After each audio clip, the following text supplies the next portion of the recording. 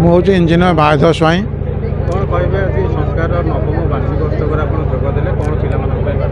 प्रथम कहूँ मुझे विज्ञान जन छात्र विज्ञान जन प्रचारक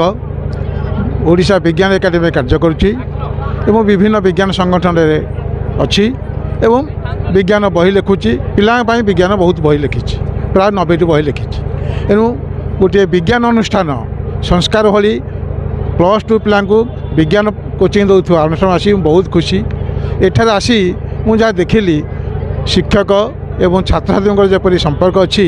अन्य कौन यूनिवर्सिटी एपरी नथिबार मुझे देखिनी प्राय ना ये कि बहुत भल संस्कार पिला दिखाई ना संस्कार एवं पिला भल संस्कार दि जाऊँगी आउ स्वल्प समय भितर मुझे अनुभव कली ये निश्चय गोटे भल अनुष्ठान पिला निश्चय भल पढ़ा हो जहाँ संपादक रिपोर्ट पढ़ी प्रति वर्ष प्राय कहीं ना कहीं निमापड़ा कॉलेज रे टॉपर लिस्ट रोचते एणु निश्चय भाव संस्कार उन्नति अच्छी एवं भविष्य उज्जवलमय। मु विजय कुमार दास गणित अध्यापक। कौन कहे संस्कार आज नवम वार्षिक उत्सव देखा गले निमापड़ा अनेक गुड़े अनुष्ठान शिक्षानुष्ठान रही संस्कार एमती कौन अधिक किसी रही जो संस्कार अनुष्ठान पिला मानकर चारित्रिक गठन बा सामाजिक चलन पर बेस प्राधान्य दे थाए। पाठ तो समस्ते पढ़ुंट पाठ पढ़ा सहित केमती आम गोटे संसार रे बा समाज रे भल मनीषटीए हो भल कार्य करवा से विषय बेसी गुरुत्व आरोप करा जाए एवं ये पिला मानकर सामाजिक कार्य मध्य अत्यंत भल भल सामाजिक कार्य से करती पाठ पढ़ा भल मु संस्कार अनुष्ठान पिला किसी पढ़ाए तेणु पिला माने सब वर्ष भल रेजल्ट भी करुँच अल्प पिला 50 खंडे पिला रहिले भी रेजल्ट भल करुँच तेणु आशा करी से माने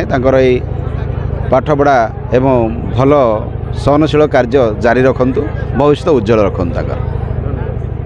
मो ना गौरीशंकर महापात्र मैं संस्कार अनुष्ठान मुख्य।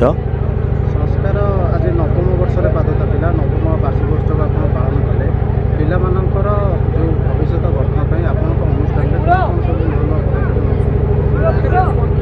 जेहेतु माने शिक्षा अनुष्ठान माने निहाती तो तांकर पिला मानकर चरित्र गठन एवं पाठ पढ़ारे केमती उन्नति हम ये तो सब अनुष्ठान सब चिंता करी आसीचे एवं करुथिबो मध्य निहाती किछि भिन्न ढंगरे किछि शिक्षा दिया जाउची बा आम टीचर माने को धन्यवाद ये देवी जे से माने किछि भिन्न ढंगरे शिक्षा देउछंती बेली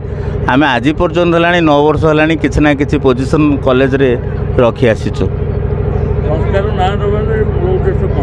संस्कार मूल उद्देश्य एक्चुअली आम जदि संस्कार इंग्लिश टर्म करवा ताकू आम रिफॉर्म बोली कह जाए तेणु रिफॉर्म माने कौन ना जो जिनसटा अच्छी ताकू आम केमी गढ़ी तोली सुंदर भाव केमी गढ़ी तोलिक बड़ करवा सेटा हूँ संस्कार तेणु से ही ये प्रयास सब चली चलुव।